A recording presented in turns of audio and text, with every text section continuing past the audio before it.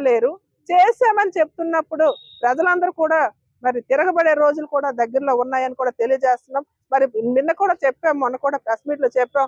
పెన్షన్లు, సామాజిక పెన్షన్లు ఎప్పుడు ఇస్తారు, ఎప్పుడు ఇచ్చారు? 50 ఏళ్ళకి పెన్షన్ అన్నావు, అది అమలు చేయనప్పుడు 60 ఏళ్ళ పెన్షన్ కూడా నువ్వు ఎప్పుడైనా ఇచ్చావని అంటే కనీసం సమాధానం చెప్పలేని దుస్థితిలో ఉండి మీకు మేము తిరిగి కౌంటర్ ఇవ్వాల్సిన అవసరం కానీ, మీకు సమాధానం చెప్పాల్సిన అవసరం కానీ మాకు లేదు. ప్రజలకు నువ్వేం చేసావో ఏం చేయలేదు అనేది ప్రజలకు అందరికీ అర్థమైంది కాబట్టి వారే నీకు సమాధానం చెప్పే రోజులు వస్తాయి. మీరు గ్రీవెన్స్ కండక్ట్ చేయండి. తూతూ మంత్రం గ్రీవెన్స్ కండక్ట్ చేస్తే మరి అమ్మఒడి తాలూకవి అందరికి ఇచ్చామంటున్నారు, రాలేదన్నవి గ్రీవెన్స్, స్పెషల్ గ్రీవెన్స్ పెడితే అమ్మఒడి తాలూకు అప్లికేషన్లు ఎన్ని వస్తాయో మీకు తెలుస్తాయి. అన్నదాత సుఖీభావ ఎన్ని వస్తాయో తెలుస్తాయి.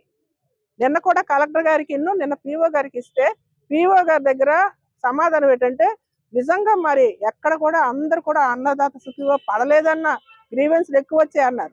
నువ్వు వెళ్ళి గ్రీవెన్స్లు తీసుకొని అన్నదాత సుఖీభావ ఎందుకు రాలేదో క్లారిఫై చేయి.